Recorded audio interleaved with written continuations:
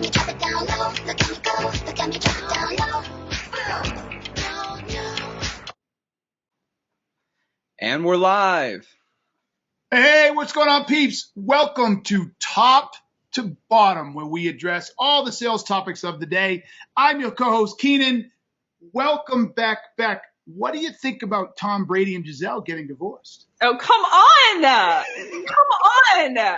These questions are not fair. What do you think?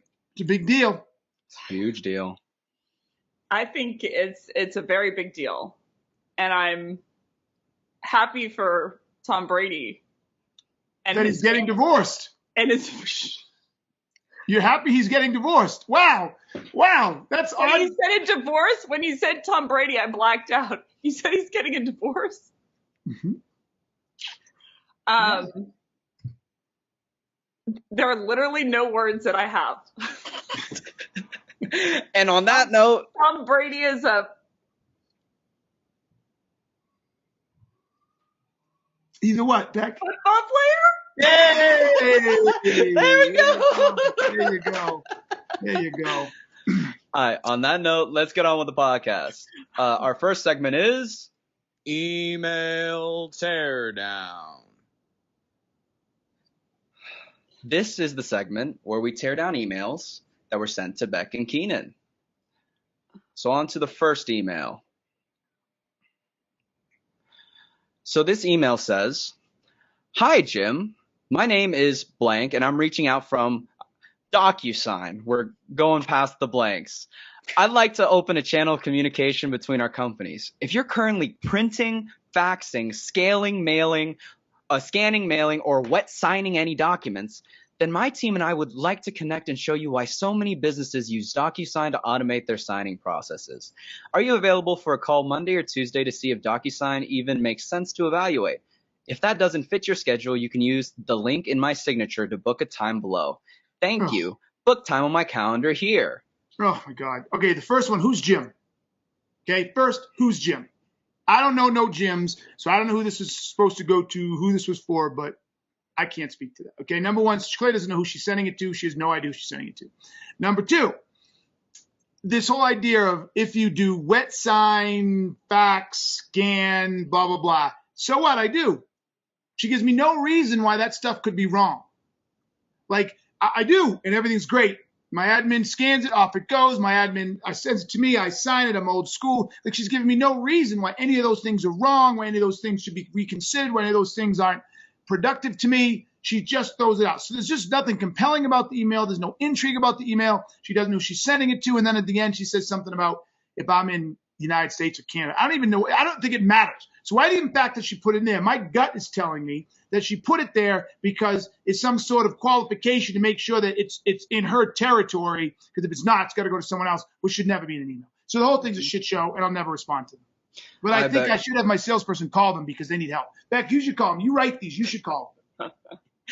I bet. What do you think about this email? So I'll tack on two to Keenan's, but essentially mine two are, first of all, the breadth of this email, she spends half of it introducing herself and talking about a collaborative partnership, and the other half she spends trying to iron out all the scheduled times in the Calendly link. But to Keenan's point, it's bereft of any kind of why. Why would he meet? And then the second correction I would give to this from a high level is the first block of text is really, really long. And I see SDRs do this a lot. And so, like, if there are more than one sentence in a block of text, people just won't read it. So acronyms are going to be your friend. Punctuation is going to be your friend. But from an aesthetic view, I wouldn't even read this message, even if it were relevant. All right, for sure. On to our next email, which is actually a message to Becc over LinkedIn. This says, the subject line is James Buckley. "Hi, Becc. In one quarter, we delivered 128 SQLs and impacted $3.2 million in net new pipeline for one of our unicorn clients, valued at $2.3 billion, leveraging AI and automation on email and LinkedIn. Do you want to learn more? Best blank. P.S. I noticed that James Buckley gave you a glowing recommendation." Becc, why don't you go first on this one? Yeah, so from the high level, I think this message is really deceptive. And I think it went for the open at all costs. Because it doesn't say James Buckley This is a recommendation. It says James Buckley. So I'm opening it thinking it's a referral from him or someone that he's just talked to. And they don't even hook it until the last line. And it's mentioned in the last line, and it's not hooked at all. It's like, by the way, James gave you a great recommendation.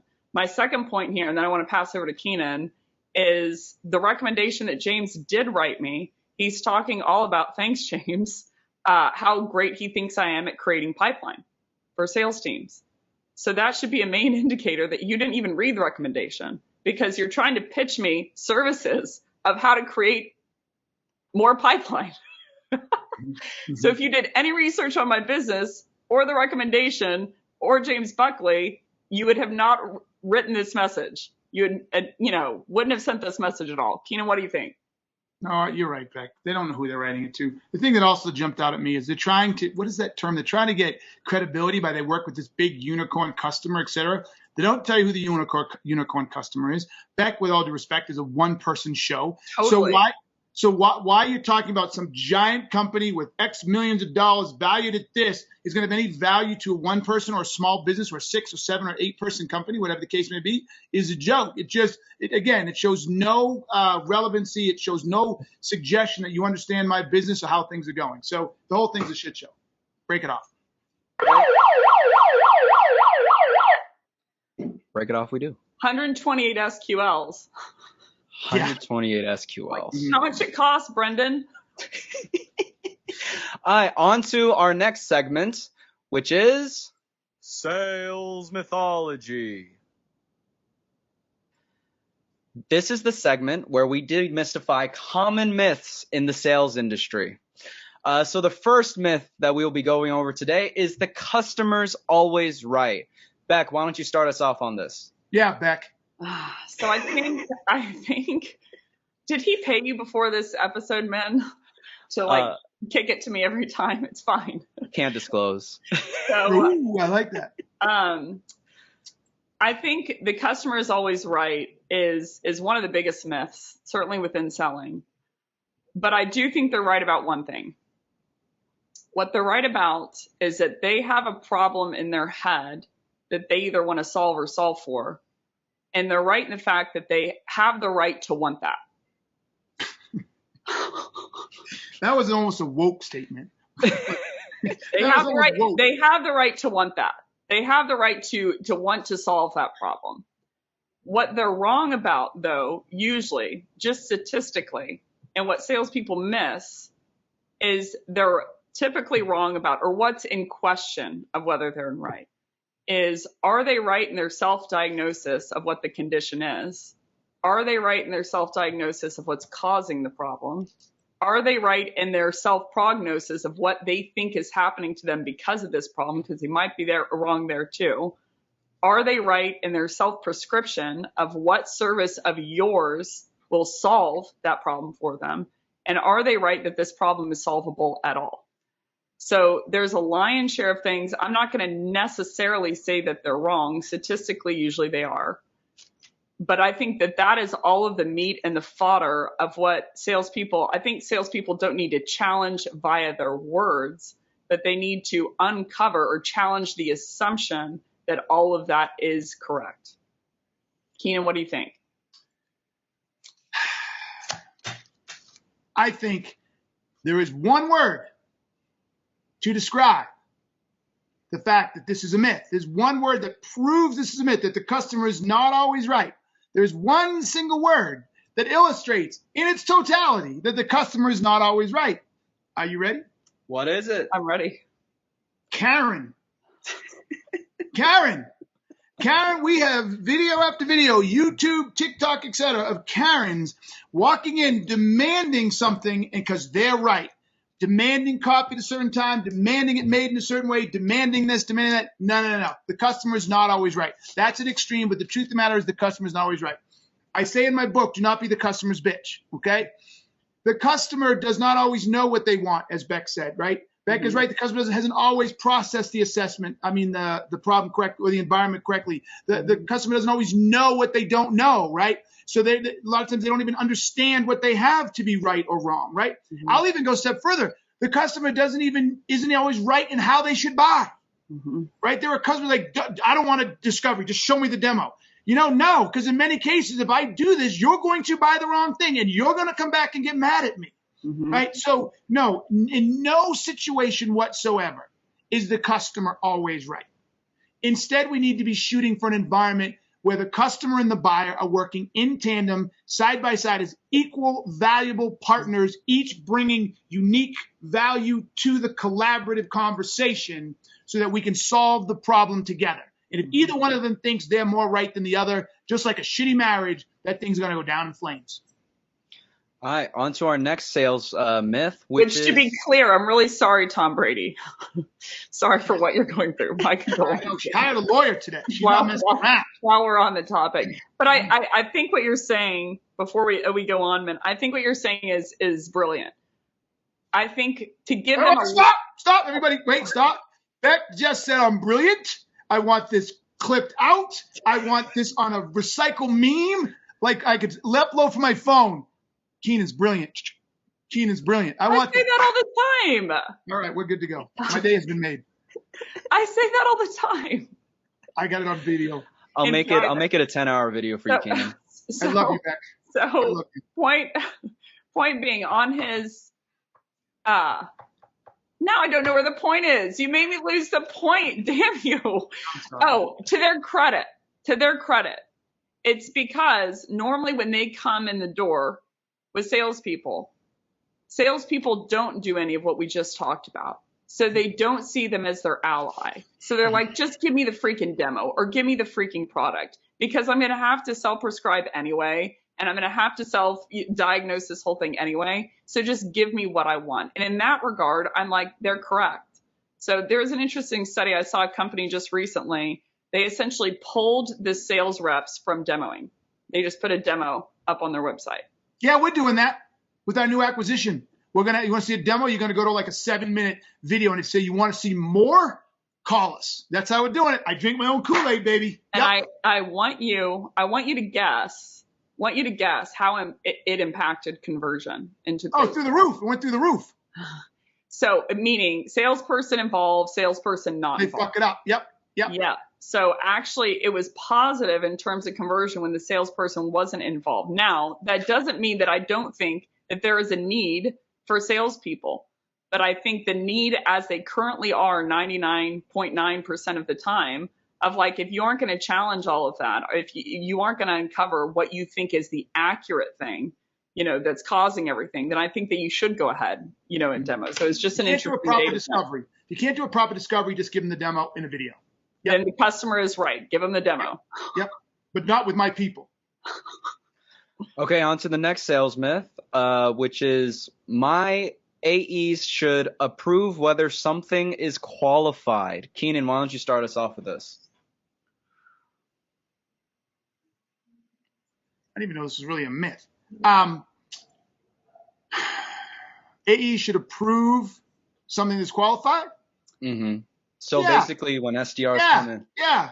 Oh, wait, if it's a myth, I'm not supposed to disagree. So I think, BDRs can qualify. No, No, whether they say it's qualified, like they say it's a sales accepted lead, or they say it's a sales accepted opportunity, or they say that this is what happens usually. Okay. The person comes in the door, the AE gives them a demo, and then the AE has the right in most cases to decide based on if the prospect has a need, if they have buyer intent, if they're authority in the room, whether they say that this was a quote unquote qualified meeting and the SDR is paid or not paid because of that quote unquote qualification.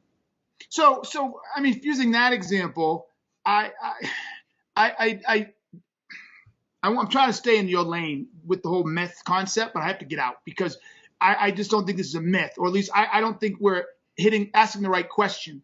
To me, the right question is it should the process dictate it? And the way I look at it, the process should dictate it, because at Gap Selling and ASG, the definition of a qualified lead is about as simple as it gets.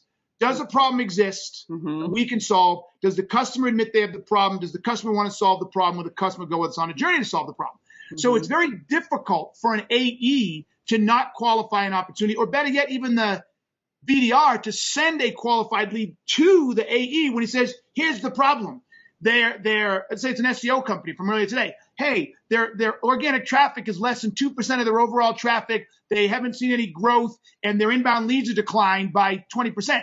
That's a problem. That's a qualified lead. End of discussion. Move on. I don't give a fuck what the AE says. You see what I'm saying? So I think we're spending too much time focused on the AE and whether or not they have done it, as opposed to the data that sits in the field. What data did the AE get, or did the PDR get, and is that a qualified data? What do you think about that, Becc?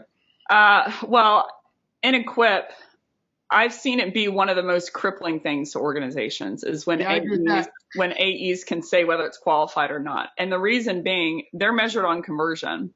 So if they go into the room and they mess up the appointment, they're never going to say, they're going to say they went dark on me or they weren't qualified, because they have an inherent bias and agenda to basically to improve their conversion numbers, to say something. And I see this all the time. If they say something's qualified 2 seconds before it closes. And like, even if you reel it back a little bit, it's usually going to be on subjective information of like, did they have buyer intent? It's like, well, if they're on the line for some reason. So it's like, create buyer intent. And the way that you create that is uncovering problems that they didn't know about, or uncovering root causes that they didn't know about. So I think that the myth is, and normally they're saying like it's 2 out of 4 criteria of BANT, of like budget and decision maker. If they have that, then they're qualified. And I think because of the inherent bias of AEs to basically, blame pipeline if they're not hitting their numbers, then that it's absolutely one of the worst practices you could do. I think what we stumbled on, Becc, is it's really not the AE BDR concept. It's really the process. We should probably talk about the process of qualifying. Well, now it's time to get on to our next segment, which is Take It or Leave It. This is my favorite one. I love this one. It's my favorite. Love this one. This is the segment where I introduce common sales tactics, and Becc and Keenan let us know whether they would take it or leave it. So the very first one, we'll start with you, Becc, is recording your sales calls or Zoom calls. Take it or leave it. I go back and forth. Keenan hates to teave it. You can't teave it. You've teaved every single one. I hate to teave it. I would say it depends on the org. It depends on the org. I will say the negative side that I don't see people talk about is it does impact the conversation, meaning people are just more guarded when the thing's recorded.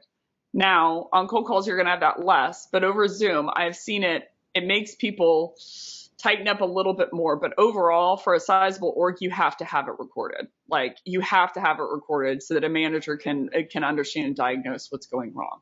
But it does impact a little bit negatively. Okay, what about you, Keenan? Take it or leave it? Take it. I'll say take it so many times to overshadow the TVIT, or whatever the frick it is. Listen, people, I got look, number one, the few judges I've never seen, but I'm going to defer to Becc, that I've seen someone tighten up on this is only short term. You do this long enough, everybody gets comfortable, everybody moves on, everybody gets it, number one. But number two, you cannot build, listen to me closely, everybody, you cannot build a successful sales organization unless you create observable coaching moments. And there has been no better tool than the recording for management to create coaching observable moments to help the rep work in not quite real time, but in real time for what they see on how to change and ask different questions and attack it differently. You are absolutely denying and crippling your organization if you don't record and feedback from them. I agree. For the record, I agree, but there is a little downside. Keep in mind, this is coming from a girl. This is coming from a girl who built 2 teams of recording software. Downside's too small. Pause. My background is I built the 2 teams who do this. Great. I'm just saying. She just pulled the 55-year-old. I've been doing this for 25 years. No, but I'm saying I worked for and built the teams for the products that did this. And I'm saying I have seen some downside. I just said it's too small. I didn't say you didn't see the downside. I said it's too small. The upside is way too big. You know of. Oh, my God. Well, on to the next one. You can't do outbound sales profitably with under $5,000 ACV. How about Keenan? You start us off on this one. ACV. Yeah, look, that's a broad question because I'm going to bring the business in. Generally speaking, I'm going to say take it. Okay, and I'm going to even make it a TVIT. But I am going to suggest that I may not be aware of a business where the costs associated with that sale of product or the gross margin is so large that you can still pay a salesperson all that shit. But I think they're outliers. So the truth of the matter is, if it's under 5,000 ACV or single deal, you should set up an entirely automated process from a B2B perspective that walks them through it. And if they want to talk to someone, they could do it through chat or whatever. But it's not worth hiring a sales team. Now, the last piece is, unless it's highly, highly, highly transactional, so that it can be sold in less than 15 days and reps can sell, 25 or 30 of these a year, then you got my attention. What about you, Becc? Take it or leave it. I would say if I was a manager, I would think about using process and marketing to do that. I mean, it's dependent upon the situation. But if I'm a rep, I don't have a choice. So it's like, I don't need to even be asking this question. I would need to go ahead and outbound. Okay, and one last one is texting prospects on outbound. Becc, take it or leave it. Hard leave it. I think it's disrespectful. I think that it's intrusive. I think that it's not right from my view. Like, we have a tricky world with cell phones being our landline now, so to speak. And I think texting is way too far. It's way too comfortable, way too soon. And I think it's offensive to me to a large degree. What about you, Keenan? Take it or leave it. Man, I cannot believe this. I'm totally in agreement with Becc. Ha, got you. 100%. 100%. Look, cold calling is intrusive as it is already. We're interrupting them. So now you're going to interrupt them in a text, which is oddly enough more personal than a call because they can't ignore it, can't not pick it up. Mm-hmm. No. 100% leave it.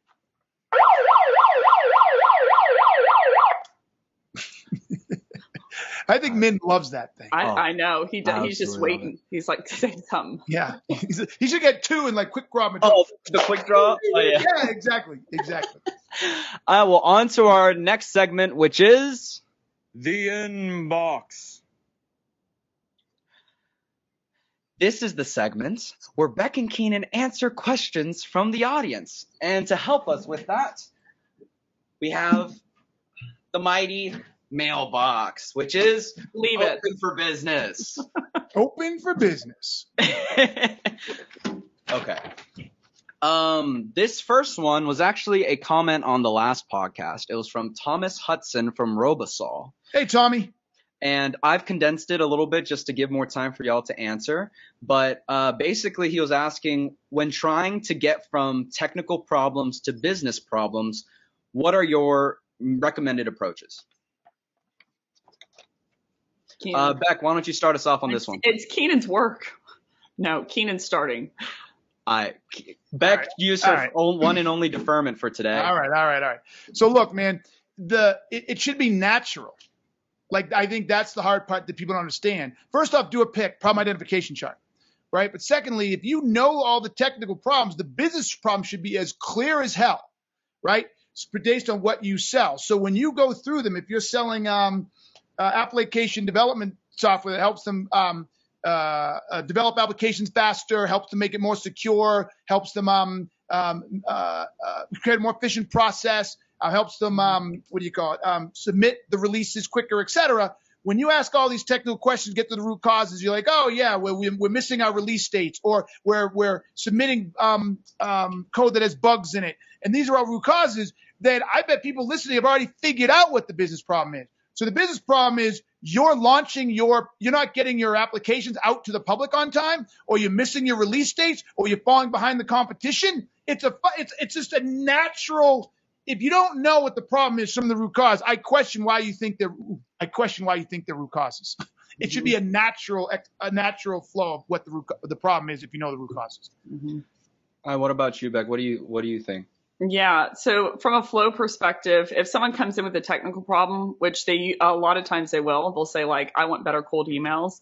I think from a transition perspective, the question that you need to answer, not necessarily immediately, but throughout the breadth of the conversation is why. Like, why do they want better cold emails? Like, what can they not do? And I see within benefit-centric selling and people getting these two confused a lot.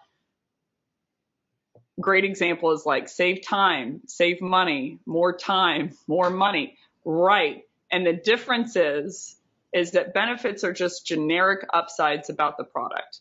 Imagine you gave me a pill and you're like, well, it'll make you smarter and it'll make you run faster and it'll make you look better in the morning and blah, blah, blah. And it's like, cool, but does that solve my broken leg? No. Well, then that's what I need to solve. So that's usually a good litmus test that you're around benefits. But from the technical perspective, I'd say a business problem usually is going to orient itself around someone's buyer persona metric. What goal can they not achieve? What thing can they not do because of the technical problem? And you need to get to that. So I'd say that from a transition perspective, just question why. Why do they want better emails? What can they not do because or flip it, because you're not getting the emails you want. What's happening? Or not even what's happening. You should say, is this happening? Right? I use it like a marriage. You and your wife aren't communicating very well. Are you guys arguing more because of it? Do you find that you're sleeping in different rooms? Are you close to divorce? You should know what they are. Well, and to your perspective, or to your point, even if they say that none of that's happening, then I genuinely am questioning. I'm like, then why do you think that you need better emails? I actually think that your emails are great. Yes, exactly. Yep, you got it. Yep. Okay, well, we have 1 minute left. We're going to quickly go through another question. This is from Brent Kennedy from New Haven, Connecticut. Hi, Becc and Keenan. I am a sales director for a small HVAC startup. One of my roles is to take all of the leads gathered by my SDRs and assign them to my AEs, or lead assignment. I currently do round robin style lead assignments, but I'm wondering if this is the best way to go about it. What are your thoughts? I'll make it quick. Yes. Anything else will be perceived as unfair, disrespectful, and you don't need that type of cultural bullshit. If people are messing up, then you address those people messing up. You don't give more people other leads. Becc? I would say hard no. It's not the best way to do it. Round robin can cause on a side note of varying qualities, varying amounts. Sometimes it depends on if they have owned and unowned accounts. But a lot of times if I'm strapped with a BDR, who isn't that good and I round robin inbound, then it can make them have disparate amounts. We're not on the same page today, Keenan. No, it's okay. Look, time balances that out. Mm-hmm. Yes, it does. It's simple statistics. Time will balance that out. I've never seen an org that worked, that happened. Then you didn't look at it long enough. It's impossible. It's like a quarter flipping and to say that it's never going to come up 50-50. It works out over time. Actually, even 50-50 with a coin, it's statistically more likely to be a tails. Because the weight of the coin. It's not 50-50. Point being, I've never seen, I know the theory, but I've never seen it play out for an org, including the ones I've run or the ones that I've consulted for. Okay. Okay, on to the next segment. I know we can argue about this for hours on end, but to the next segment, which is the challenge. This is the segment where Becc and Keenan break down a challenging subject within the sales industry. And today's challenge is quiet quitting. Is quiet quitting a good option? And overall, how do you stay motivated in the SDR or AE role? Becc, would you like to start us off? I wouldn't, man. But you're going to do so anyway. You asked the question.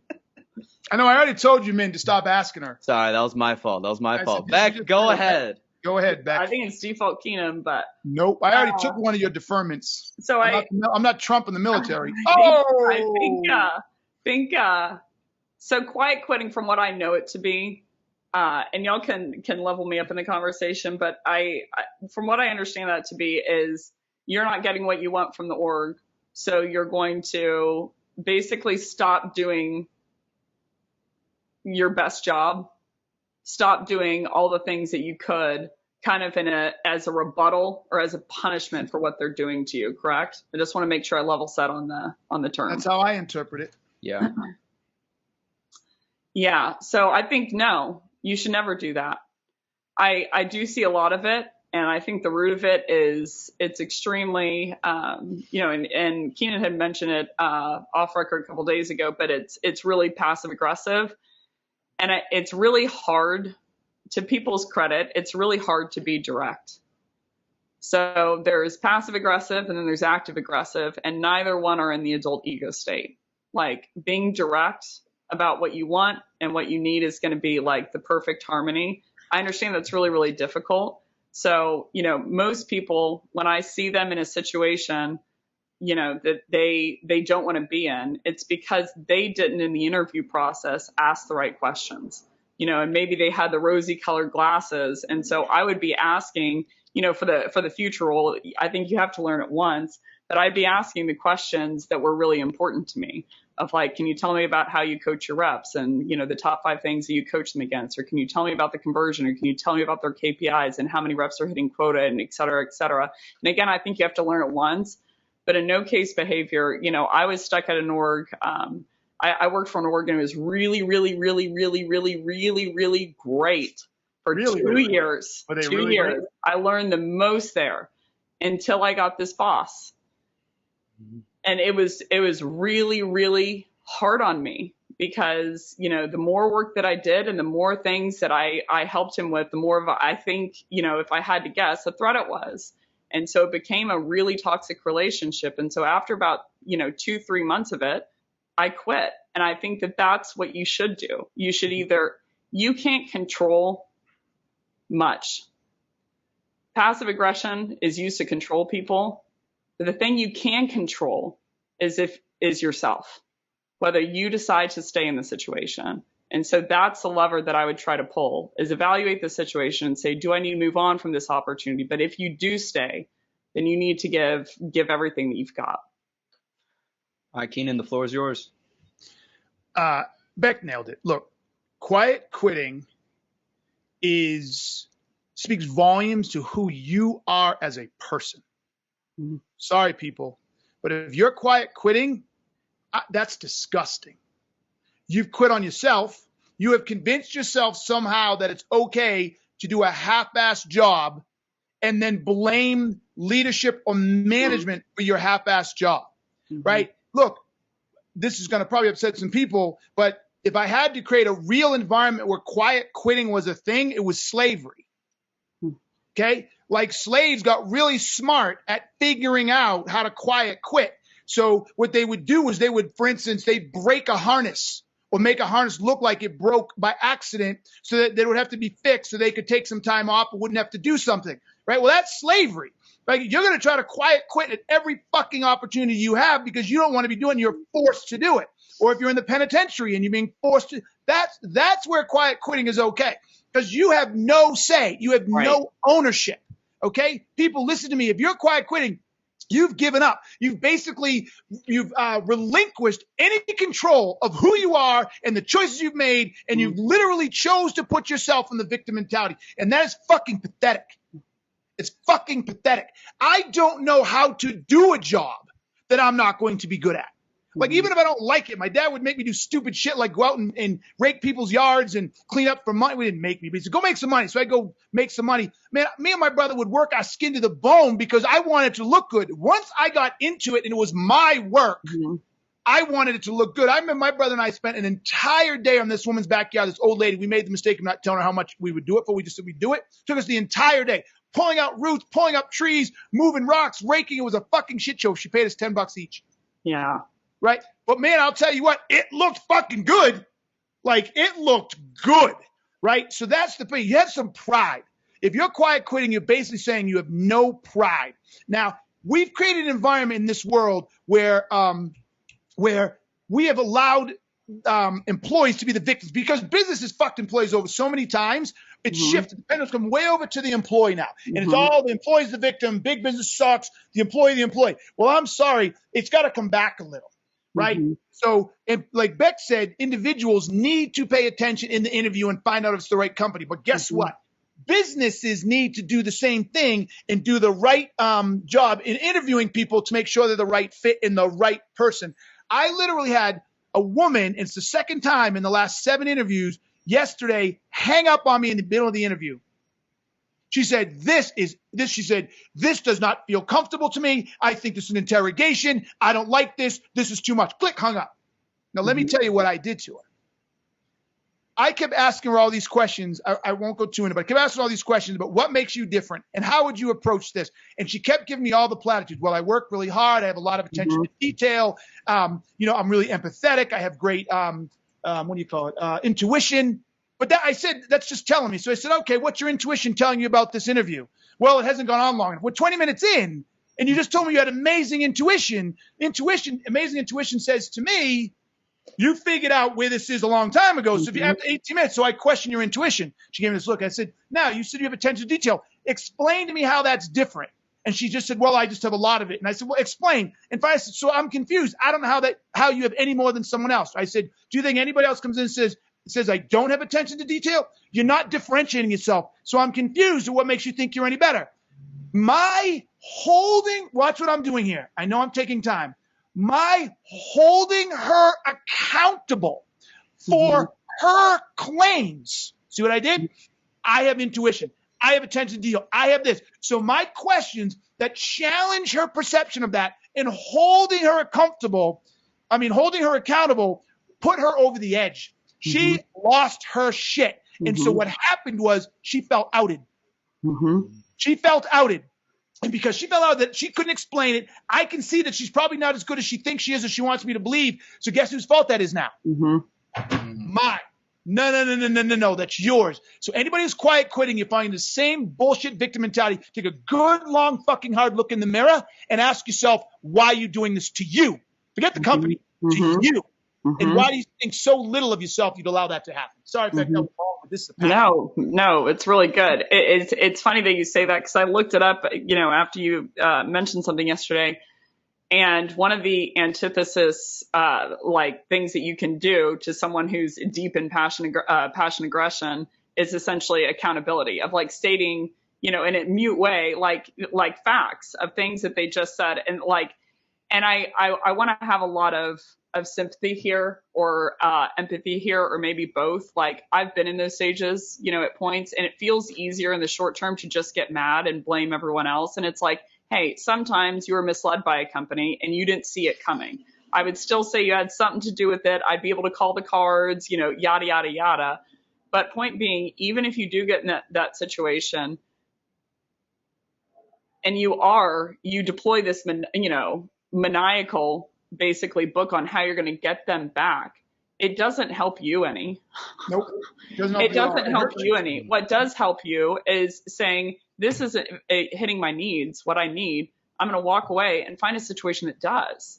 Yep. That's where you can grow. So I think just really thinking about what you want, and usually what they're bringing up is I wasn't coached. I couldn't grow in my career, on. And I'm like, then in that proclivity, go find the things that are going to do that for you. And how you do that is not by sitting here and pouting and metaphorically pooping in everyone's coats when they don't even know about it. So I'm like, just walk on. Yeah, I agree. Look, it's like the old quote. It's not what happens to you, it's how you choose to react. That's perfect. And most people don't choose to react properly. I think this is perfect time. Okay. I bet your wife loves that, or your girlfriend loves that. She hates it. I bet.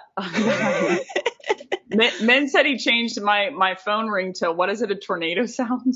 Oh yes. So I changed her ringtone to the vibrations feels like an earthquake, but the sound is more of a car crash.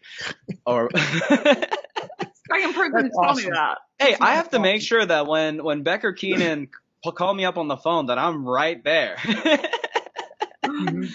But okay, we're on to our very last section, which is the rant, which is Becc and Keenan giving us their closing thoughts for this podcast. So Keenan, why don't you go first? What is your rant for today? I want to talk about women. And more importantly, I want to talk about how men treat women. And we got to fix this. The U.S. National Women's Soccer League just did a 350-page report that is filled with disgusting, over-the-top sexual abuse, mistreatment, sexual, what's the word I'm talking about? The broad term for sexual abuse. It's a shit show. Women being forced to have sex, women being spoken to inappropriately, women being inappropriately touched, etc. It is disgusting. We've had this, we've had the gymnastics, and here's the problem. This isn't new. People were complaining about it. People were reporting it. People were doing something. And guess who sits atop of this? Men. Men are the ones who sit on top of this. Men are the coaches. Men are on the board. Now, yes, there are some women, but everybody pushes it down, tries to hide it, tries to cover it up, and it's fucked up. I don't understand why this has to keep happening. I don't understand why people aren't getting serious repercussions, like their careers ended. No, you cannot be around this anymore. If my sorry ass goes into the park or touches one of these kids on my daughter's ski team or something inappropriate, I'm going to jail. Okay, I'm going to jail. These men don't even get fired. And if they do get fired, they get hired by another fucking coach. There's no criminal persecution or anything. I'm over it. We as a society, but particularly men, have got to get their heads out of their asses. And I'll say it because I'm one of the old ones, 50 and older, 55 and older. That's my group. So fuck you if you don't like me saying it. We're the problem. We're the problem. Old fucking dudes are fucking this world up. And particularly when it comes to women, it's time to stop. It's disgusting. Go read the 350-page report of what's happening in women's soccer. You all saw what happened in gymnastics. And there's one of that's I'm missing off the top of my head. It's enough. We have to stop. I'm over it. It's enough. Women need to rule the world. I think that's it. Women should be in all leadership positions for the next 25 years. Done. There we go. Becc. No rant for me today. We're ending on that. We ending on that? Okay, perfect. Well, in that case, thank you both so much for coming on to this podcast. All right. Hey, sorry, everybody. This is Keenan. This has been Top to Bottom, where we address all the issues when it comes to sales. I am a co-host, and Becc, thank you. This is Becc. Until next week.